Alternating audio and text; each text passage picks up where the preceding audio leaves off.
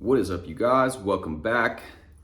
And it's been a little while since I've done a Reddit post, but we have a good one here today. And I've spoken before on this channel about Frederick Dodson. He is a teacher and author. I have some other videos where I discuss his teachings and his techniques and things. But this one in particular, this is a post on the Neville subreddit, like I said, and it's called I Understood Neville Through Frederick D. So I'm gonna read it and then we'll talk a little bit about it and the parallels of their teachings. So I hope you don't mind me, sorry, that's somebody reformatted the post. So I've been following Neville's teachings since 2020, but I never applied them very successfully because his way of explaining things through biblical views confused me a little. I felt like I always ended up reading the same thing. I went through many systems to get what I wanted: chaos magic, theurgy, hermeticism, and others. Nothing officially. I wasn't initiated into any cult or tradition, but after revisiting some concepts and other magical spiritual systems and realizing that I could finally understand them better, I went back to Neville, but it was to no avail. That's when I remembered a book that my friend recommended to me a long time ago, Parallel Universes of Self by Frederick Dodson. It may seem strange, but through Dodson, I was able to understand Neville in a practical and theoretical way. I would say that despite different dialectics, Neville and Frederick work towards the same goal. If you're having trouble looking at what Neville says, try Frederick and then come back. It could be the change that will turn the key in your head. Now, about what I achieved in the time since I read Dodson's books, a few weeks. Firstly, I don't think I've ever been so happy in my life, and I've never been so at peace either. I did the Pure Technique, and I have a video, I'm gonna leave it up here, linking the Pure Technique and how to use it in the context of manifesting an SP, manifesting your desired relationship. So like I said, I'll drop the link there for it. So yes, continuing on, I did the Pure Technique several times a week before bed with various intentions. Chaotic, I know, but it worked anyway. And no matter what was happening around me, I felt like everything was already right. That's the power. And I'll get into this once I'm done reading the post, but as we know, this person isn't alone in it being difficult to kind of understand the way that Neville teaches, the language that he uses. So secondly, I started reacting less to situations that I don't like. As we know, how key is this? To stop reacting to the 3D, stop reacting to those situations that throw us off course. So, I paid attention to what I want in the first place. This doesn't mean avoiding your emotions. I don't. What I do is understand why I feel the way I do, and then I seek to change the belief that precedes the feeling.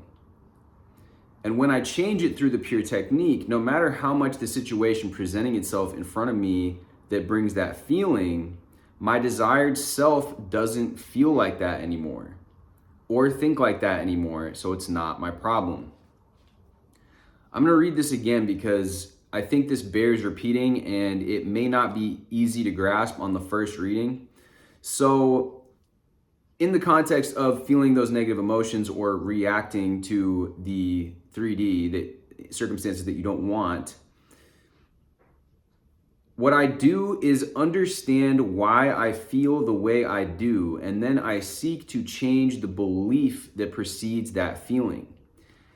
So this is key to understand, right? And I did a video about this recently, talking about the frames and the perspective and how much your perspective of a situation changes the meaning of a situation. For example, you might be in traffic, right? And some guy in a Porsche passes by you and cuts you off, and you're like, what an a-hole, right? This bright red Porsche passes by everybody, and you're feeling some type of way, right? If you're feeling triggered in the moment, you got a bit of road rage going on. But what if you have this perspective shift to say, oh, well, that guy that was driving the Porsche, actually has his pregnant wife in the car, and she is in the middle of labor right now, and he's rushing to take her to the hospital so that they have a healthy conception. So that, right? So you're based on the information at hand, your perspective is going to govern the way that you interpret every situation and that lens through which you see reality. I've talked about this many times, that people that have had bad experiences with different circumstances or different things in the 3D, right? You're going to have those foggy glasses. You're going to be looking through the 3D through this lens of past harm, of past hurt and previous negative experiences, right? So what he's saying is that he seeks to change that belief. So he's saying he seeks to change that perspective. He's making a perspective shift that precedes the feeling that is arising from that negative frame. So when I change it through the pure technique, no matter how much the situation presenting in front of me brings that feeling, that triggered feeling, my desired self doesn't feel like that anymore or think like that anymore. So it's not my problem. And this is, again, it's very simply stated here, but it bears repeating again, because that is, the thing. When you change the way you look at things, the things you look at change, right? You've heard phrases like this before, and they're very simply stated, but there's so much truth to unpack with that, because any single thing that happens, like let's say, again, dating situation. We've been using these examples a lot recently, but they're very, very relevant. And a lot of people really are struggling, especially in today's day and age, finding the right type of people, to get into relationships with, or just struggling with relationships in general. So let's say that you are going out there, putting yourself out there. Well, if you are looking at things through this lens of, all these past relationships that I've had, they didn't work out, and maybe it's something to do with me, or maybe I just attract the wrong people, or all these negative stories that you have. Well, if you truly change your perspective shift, if you truly put a new frame on this reality, which is to say, look, I know that I'm a good person. I know that I have a lot to offer. I know that I am truly doing, operating in my life with good intentions and a good heart, and that I'm bringing my best foot forward. I truly am being the best, boyfriend, girlfriend, wife, husband, whatever it is that you're looking for, right? I'm doing that. This person would actually be lucky to have me, and you truly believe this, not in like some sort of egotistical way, but you actually really believe that honestly, it's going to be their loss if they quote unquote reject me, or if they, whatever. Then you're gonna have a completely different reaction or response to somebody's,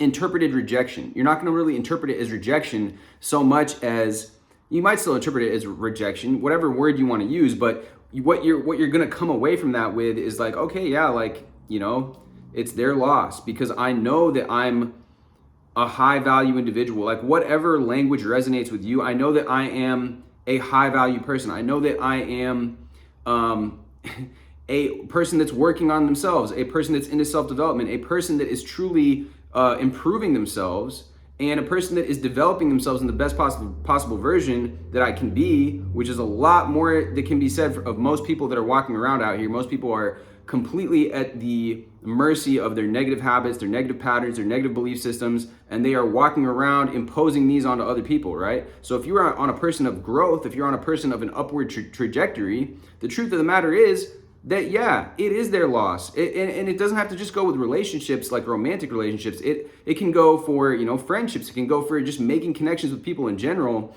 If you are truly, like I said, working on yourself, improving yourself, it really genuinely then, when you see it like that, it really does, you don't want people if they're not resonating with the vibe that you're putting out, that positive intention anyways, then it's probably not somebody that you want around you anyway.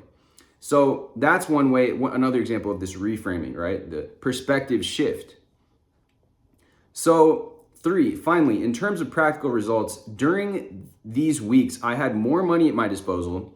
I was more sociable and interacted with different people, and I manifested a new client for my mom. Now, about the link between Frederick and Neville, it's quite simple. There is a parallel between SATs and the pure technique, with the difference is that for the pure technique, you don't need to fall asleep in the desired scenario, but if you do, great. And to be honest with you guys, Neville uses that language, again, the state akin to sleep, but that's the issue with Neville, is that a lot of the times it's not really literal. He said it in certain excerpts that, I don't have offhand right now, but he said before that you can just simply be in a drowsy, sleepy type of state, sleepy being the key thing. He doesn't necessitate that you absolutely need to do this only during the nighttime. He's saying that you can fall into this kind of hypnotic meditative state, which I've talked about many times on the channel, that is conducive towards visualization, conducive towards your robotic affirmations and things of that nature as well. That kind of induction, and I have a couple inductions, I can link them above here as well, to get into that state akin to sleep. But you're able to do this during the day too. It's not just something that has to be done right before you go to sleep in the evening, right? So furthermore, there is the feeling part too. Neville says that you experience what you are conscious of being.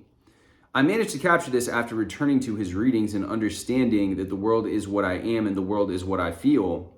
Anyway, my connections may have gotten a little confusing, and I apologize for that, but I would like to thank the community here too. You've always served as a source of motivation and are one of the things that encouraged me again to try understanding Neville. Thank you all for reporting of personal experiences. All right. Somebody responded here. It sounds like he read Neville Goddard's books and rewrote them to plain English, which is a funny comment because, again, this is something that a lot of people struggle with, and I would actually hazard to guess that that's why there's so much written about Neville and there's so many people talking about Neville, is because so many people are trying to interpret his teachings in a more easier to understand type of language.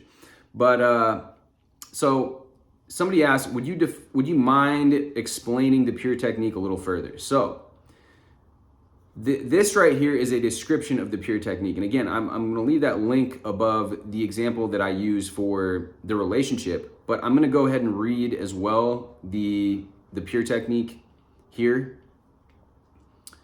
So here it is. So it's 1, define a reality you would like to experience. Find something you want to be, do, or have that you feel is accessible to you. You must be willing to live up to it. If you don't know what you want, define something you no longer want to experience and make it opposite what you want. The desire may be vague or specific. Relax into 0 point awareness. Be silent. Before receiving a new somethingness, we return to nothingness. Call a timeout. Sit or lie down, close your eyes, and become silent and relaxed. Ignore any issues or problems of the outside world. Ignore any factual evidence of things unwanted. Gently and gradually allow wants, needs, have-tos, shoulds, coulds, and woulds to fade away. Breathe gently. Gradually allow judgments, labels, expectations, concepts, knowledge, opinions, definitions, and reactions about everything to release. They may still exist, but they are no longer relevant to the silence you experience. How to do this? You don't do it. You stop doing anything except observing and noticing. But observing and noticing is not even something you have to do, keep, or hold, because the observer is always present anyway. Behind the clouds of the mind lies a clear sky of awareness, ever present, ever silent. So while things may come up in the mind, they are noticed in the same natural ease you would observe clouds in the sky. This does not have to be created. It happens naturally when you rest into silence and allow yourself to become open, unhurried, and receptive.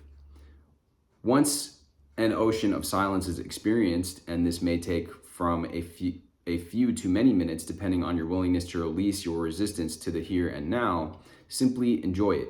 0 point means you are in neutral observer mode, neither desiring nor resisting. Nothing is being created. Nothing is being decreated.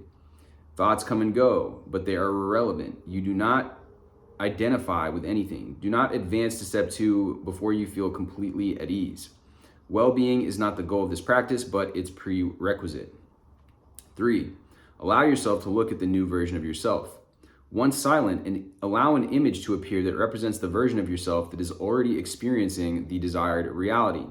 This is not so much visualization in the sense of creating something with effort or concentration. It is more a relaxed receiving of something already available or nearby. No effort of will is used. You are not merely imagining something or opening to possibility, but perceiving a version of yourself that already exists in a parallel reality.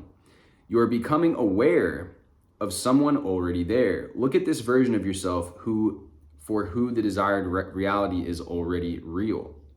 4, enter the new viewpoint. Rather than continuing to look at that version of you as a separate observer, as someone desiring it, enter the viewpoint energy field of this person who is already experiencing complete fulfillment of the reality, and look as the person. As the person, immerse yourself in the reality. Enjoy it with natural ease, gratitude, and happiness. Experience the image as not only a mental event, but as touch, tactile sense, and emotion. Do not do this to experience the reality later or to experience the reality in the outside world for real, but to experience the joy of it here and now. You may feel a smile come to your face.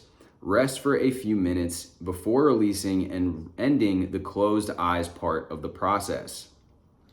Wow. This is, okay, I'm going to read the rest of it and then we'll talk. 5, rest in fulfillment. In the hours, days, and weeks after, simply rest in the new viewpoint, in the fulfilled reality. Don't try to make it happen because you already claimed it as real. Don't affirm, visualize, repeat, or wait for it. Don't hope for it to come in some future because you have claimed it as already real. Don't even think about it. Don't ask when, how, or when it will show up. Instead, do what offers itself to you throughout the day. This will involve commonplace activity. Daily life continues naturally without neediness or lack. Once in a while, you may want to re-feel the body sense of this chosen reality and enjoy what you've claimed as true. But often, not even that is necessary. Furthermore, you needn't act as if the desired reality is manifest, for that implies separation. Simply cease behaving in ways that presuppose it is not already so. You may refuse to ascribe relevance or importance to events that seem to contradict your chosen reality. Such events may come up, but they are no longer relevant enough to interact with them. It may be the way things are now, but is no longer the way you are. The corresponding physical manifestation will appear when you stop needing it, chasing it, and looking for it, but are instead willingly and lovingly identified with it, not for the sake of making it manifest, but to experience its joy in the here, now, and today.